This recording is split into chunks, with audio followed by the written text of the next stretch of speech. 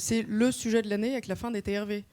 C'est un sujet à plusieurs euros du mégawattheure. C'est un sujet avec beaucoup d'inconnus.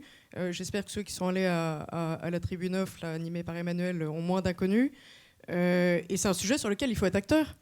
Là, il ne faut pas être dépité en se disant bon, ça nous tombe dessus, on va voir. On est acteur, nous, en tant que fournisseurs. Vous, en tant qu'acheteur, vous devez être acteur. Et être acteur, c'est un mécanisme extrêmement complexe. Je ne sais pas déjà si tout le monde le comprend. Donc, déjà, assimilez-le. Nous, on est là pour ça, pour vous accompagner, pour vous le diffuser avec notre compréhension. En tant que producteur, on a une bonne compréhension du sujet, parce qu'on est du coup des deux côtés, on est producteur et fournisseur.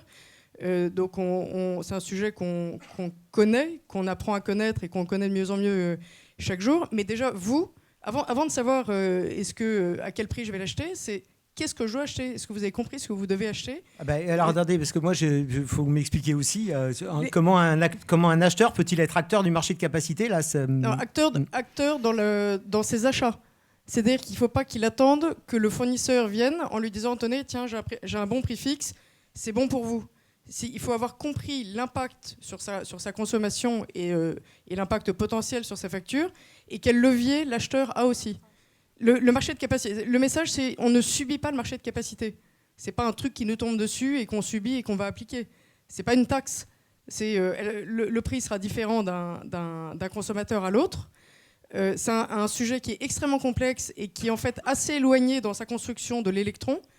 Donc de la même manière de se dire j'achèterai ça comme l'électron, pas si simple. Donc déjà c'est de bien le comprendre et après d'échanger avec des acteurs qui sont susceptibles aujourd'hui de vous apporter des réponses. Il y a des acteurs qui sont susceptibles de vous proposer des prix. Nous aujourd'hui on propose des prix à des clients. Alors on n'a pas encore signé de contrat parce qu'après quel est le bon prix, ça c'est un autre sujet. Mais de toute façon ça sera toujours le sujet. Et dans 3 mois vous n'y verrez pas plus clair.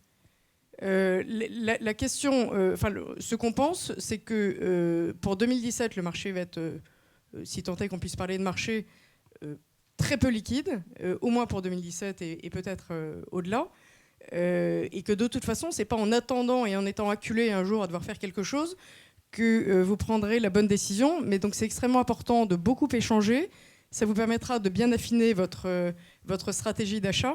Et après, il y a un moment où il faudra se jeter à l'eau. Et finalement, c'est comme quand vous achetez l'électron. Quand le marché est à 38 et que vous prenez position, est-ce que vous êtes sûr que c'est le bon moment? Non.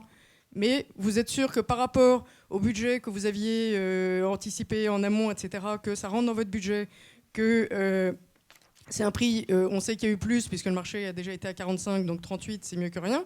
Mais si demain le marché est à 37, vous n'avez pas pour autant mal acheté. Donc de la même manière, pour le certificat de capacité, il n'y a pas un bon prix. Il n'y aura pas un bon prix. Vous aurez différents prix. Et après, c'est de vous dire, qu'est-ce que je souhaite? Est-ce que je souhaite un prix fixe? Est-ce que je souhaite un prix indexé? Est-ce que je souhaite un prix révisable ex post? Puisqu'il faut quand même rappeler que ce mécanisme, par exemple, sur l'année 2017, on connaîtra, nous, nos obligations en 2019. Donc est-ce que, en tant que client, je souhaite, alors que j'ai un contrat qu'en 2017 avec mon fournisseur, qu'on se revoit en 2019 pour régler nos derniers écarts. Donc finalement, qu'est-ce que je veux? Est-ce que j'ai bien compris quel impact cela peut avoir sur ma facture? Est-ce qu'on parle de 10 centimes? Est-ce qu'on parle de 2 euros, 3 euros, 4 euros? D'avoir ces ordres de grandeur en tête, et ça peut vite monter.